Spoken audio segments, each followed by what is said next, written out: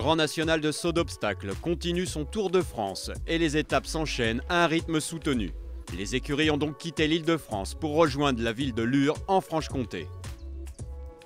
Cette 7e étape signifie que nous sommes à mi-parcours du circuit 2013 et que certaines écuries commencent à se démarquer. Forte de sa victoire la semaine passée sur le grand parquet de Fontainebleau, Pauline Guignery pour Horse Prestige Aviva entend bien rééditer sa performance pour tenter de prendre le large au provisoire. Le coude à coude avec le team Flex On à 2 points des leaders s'annonce déjà palpitant. Sans oublier l'écurie Artropig, 3e, qui se voit dans l'obligation de réaliser un coup d'éclat, sous peine de voir ses concurrents directs prendre la poudre d'escampette au classement général. Fidèle depuis la création du Grand National, le concours de Lure est devenu un événement équestre incontournable en Haute-Saône. Depuis 2008, l'association Equiland 70 et son partenaire de toujours mettent tout en œuvre pour que ce concours s'inscrive comme une tradition équestre locale. Déjà un grand enthousiasme parce qu'on y met tout notre cœur, on travaille dessus pendant 1 an et puis c'est l'aboutissement de plusieurs années de travail. Et aujourd'hui, avec la reconnaissance des cavaliers, la reconnaissance de la fédération qui nous a attribué une étape chaque année depuis le début du circuit, pour nous c'est vraiment quelque chose de formidable. Je dis, il faut que vraiment à partir de midi que ce soit rigoureux, les loges de chaque partenaire soient respectées, hein, d'accord? Ça c'est important, hein, c'est vital. Ok, bon, c'est bon. Alors on a quand même un lot de partenaires publics et privés qui nous suivent depuis le début de l'aventure.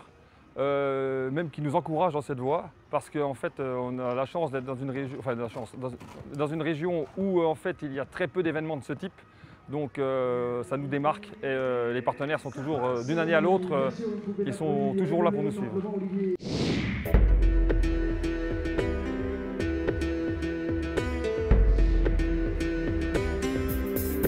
Johan Minier et Pauline Guignery portent haut les couleurs de leur écurie Horse Prestige Aviva. Et si nous les retrouvons leaders aujourd'hui, ce n'est certainement pas dû au hasard.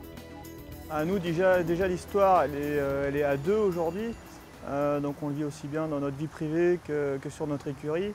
Et c'est vrai que le Grand National nous a permis d'avoir des sponsors, des nouveaux chevaux, de préparer des chevaux, donc d'évoluer à un certain niveau. Sachant que moi avant c'était plutôt une écurie de jeunes chevaux et de commerce, donc les chevaux étaient partis à 6 ans. C'est vrai qu'aujourd'hui voilà, je profite du sport et j'essaye d'avancer au meilleur niveau.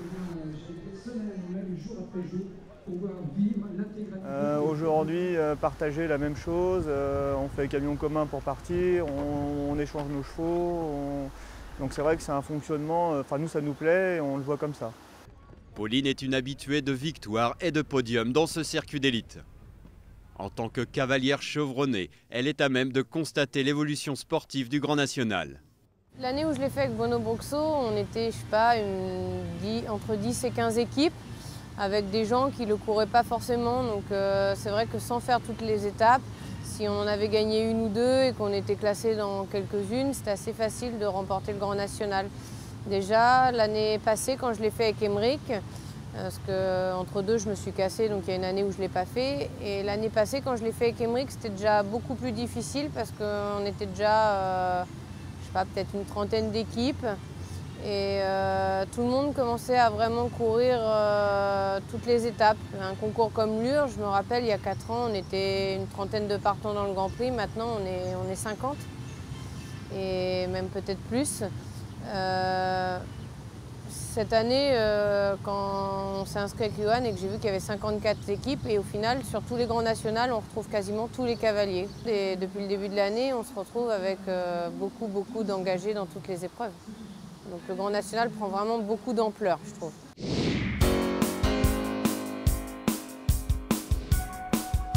La concurrence est rude à ce niveau d'épreuve.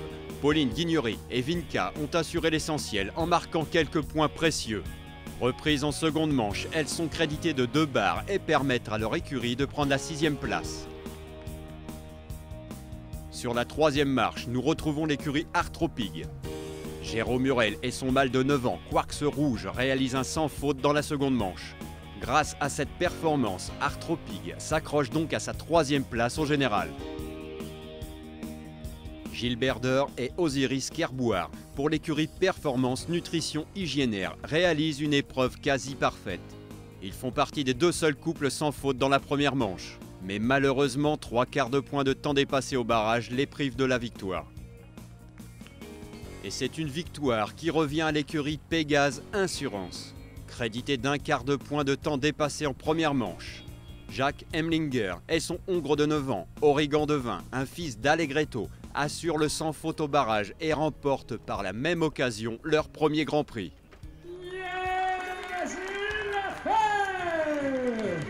Je voulais la gagner cette épreuve, je voulais la gagner, je voulais pas prendre non plus tous les risques parce que je sais que Gilbert est très très fort mentalement, qu'il n'allait pas craquer.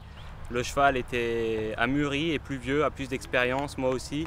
Et j'y ai cru jusqu'au bout, je savais qu'on avait nos chances. C'est ma première victoire dans un Grand Prix 1m50, que ce soit national ou international, et ça fait vraiment du bien au moral. Horse Prestige Aviva conserve donc sa première place au général, avec un seul point d'avance sur le team Flex On, 4e de l'étape de Lure. Nous retrouverons donc tous les protagonistes du Grand National de CSO en Normandie à Saint-Lô le 11 août prochain. Une terre acquise au saut d'obstacles qui nous promet sans aucun doute et encore une fois un grand moment de sport.